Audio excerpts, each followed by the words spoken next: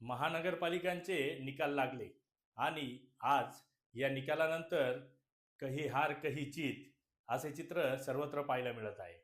परंतु या महानगरपालिकांची पुढची प्रक्रिया काय असणार आहे, त्यासोबतच नुकत्याच नगरपालिकांच्या गटनेते उपनगराध्यक्ष पदाच्या स्वीकृत नगरसेवक पदाच्या निवडी झाल्या. त्याच्यानंतर त्यांच्याकडे समित्यांच्या म्हणजे विविध ज्या समित्या असतात त्यांच्या सभापतींच्या, उपसभापतींच्या आणि सदस्यांच्या निवडीची प्रक्रिया सुरू होणार आहे. नेमकी ही प्रक्रिया कशी असणार आहे किंवा त्याला शासनाच्या काय गाईडलाईन्स आहेत हे अनेक नगरसेवकांना अजूनही माहिती नाही. तर त्यांना ही माहिती मिळावी म्हणून आपण आजचा हा व्हिडिओ जो आहे तो करत आहोत. त्यासोबतच नगरसेवकांबरोबर सर्वसामान्य व्यक्तीलाही ही माहिती असली पाहिजे की त्यांच्या नगरपालिकेमध्ये, त्यांच्या नगरपंचायतमध्ये किंवा त्यांच्या महानगरपालिकेमध्ये कशा पद्धतीची शासकीय प्रक्रिया जी आहे ती चालती आणि त्यासोबत आपण निवडून दिलेल्या लोकप्रतिनिधींना कशी कशी संधी मिळते, या सर्वाचा विचार करून आजचा आपण व्हिडिओ करतोय आणि वेळ न दवडता त्याची सुरुवात करतोय.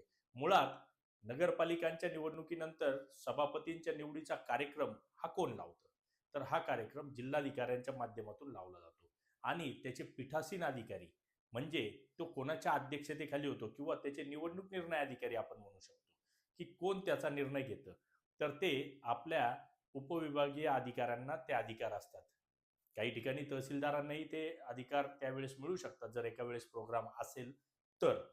आणि या सगळ्या निवडी ज्या आहेत त्या निवडी करण्याची प्रक्रिया जी आहे तिच्यामधले मुख्य नियम काय, तर त्याच्या संदर्भात ही चर्चा जी आहे ती आपण करणार आहोत. त्याच्यामध्ये एक सगळ्यात महत्त्वाची गोष्ट जी आहे ती म्हणजे अशी की ज्या विविध विषयांच्या समित्या असतात त्या समित्यांमध्ये तुमच्या नगराध्यक्षांना स्थायी समितीचं अध्यक्षपद हे पदसिद्ध म्हणून मिळालेलं असतं. ते इतर कोणत्या समितीमध्ये सदस्य देखील होऊ शकत नाही, परंतु त्यांना त्या समितीच्या कारभारावर लक्ष ठेवण्याचा पूर्ण अधिकार असतो किंवा तिथं हस्तक्षेप करण्याचा अधिकार असतो. मात्र त्या समितीच्या मतामध्ये त्यांना काउंट केले जात नाही, ही महत्त्वाची गोष्ट आहे. त्याचप्रमाणे उपनगराध्यक्ष जे असतात ते स्थायी समिती वगळता इतर ज्या समित्या आहेत त्याच्यापैकी एका समितीचे जे आहेत ते सभापती म्हणून काम ते स्वतः बघू शकतात, पण त्यांना स्थायी समितीचं सभापतीपद जे आहे ते मिळत नाही. मुळात किती समित्या असतात हे आपण आता समजून घेणार आहोत. त्याच्यामध्ये सगळ्यात पहिली समिती असते स्थायी समिती, त्यानंतर सार्वजनिक बांधकाम समिती, त्यानंतर महिला व बालकल्याण समिती. या समितीमध्ये सभापती आणि उपसभापती दोन्ही महिला असणं आवश्यक आहे आणि त्याच्या 75% सदस्य या महिला असणं बंधनकारक आहे, म्हणजे महिला व बालकल्याण समितीचे आहे. त्यानंतर स्वच्छता सार्वजनिक आरोग्य समिती, त्यानंतर पाणी पुरवठा जलनिस्सारण समिती, त्यानंतर नियोजन व विकास समिती आणि सगळ्यात शेवटची शिक्षण, क्रीडा व सांस्कृतिक कार्य समिती. अशा एकूण 7 समिती असतात. तर या 7 समितींचा कारभार बघण्यासाठी 7 सभापती नेमले जातात. आता नेमकं ही जी सदस्य संख्या आहे ही सदस्य संख्या नेमकी कशी असते त्याची आपण माहिती घेणार आहोत. कारण या समित्यांना आपल्या एकूण सदस्य संख्यांच्या 1/3 पेक्षा जास्त आणि 1/4 पेक्षा कमी इतके सदस्य प्रत्येक समितीत असणं गरजेचं आहे. म्हणजे तुमचे जेवढे नगरसेवक असतील त्या नगरसेवकांपेक्षा जी आकडा दिलेला आहे 1/3 पेक्षा जास्त आणि 1/4 पेक्षा कमी या मधला तो आकडा त्या समितीचे सदस्य म्हणून राहू शकतात. जनरली प्रत्येक नगरसेवक हे 2 समितीमध्ये सदस्य होऊ शकतात. असा नियमच आहे की प्रत्येक ठिकाणी ही जी सदस्य संख्या ही ठरलेली असते आणि त्या सदस्य संख्या म्हणजे त्या नगरसेवकांच्या संख्येवर ठरलेली असते. ती सदस्य संख्या आणि सगळ्या समित्यांची पडताळ केली तर एका नगरसेवकाला 2-2 समितीमध्ये सहज सदस्यपद मिळवता येतं. आणि हे निवडताना सगळ्यात महत्त्वाची गोष्ट तुमचे जे गट असतात म्हणजे ज्या पक्षाचे जे पक्षीय बलाबल आहे, संख्याबळ आहे, त्या संख्याबळाचा विचार करून तिथं कोणते सदस्य किंवा कोणत्या गटाला, कोणत्या पक्षाला किती सदस्य येतील असे सदस्य संख्या जी आहे ती ठरवली जाते.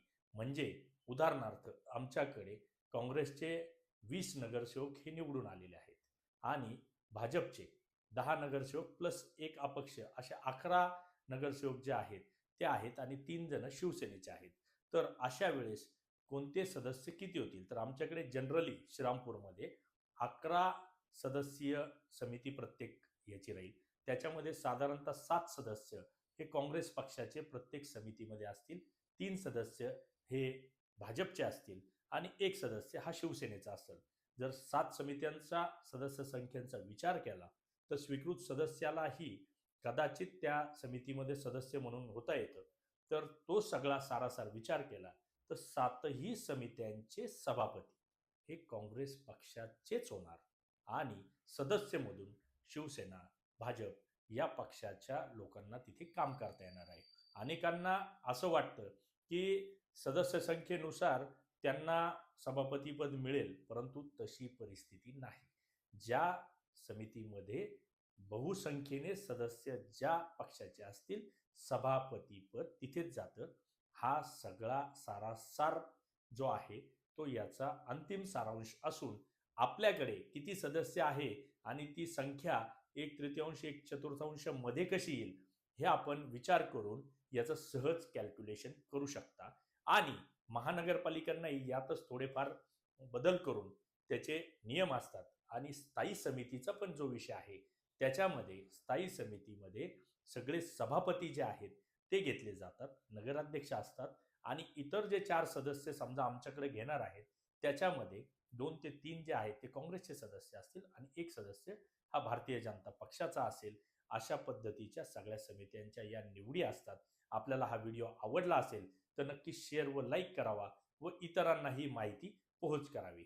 जय हिंद, जय महाराष्ट्र.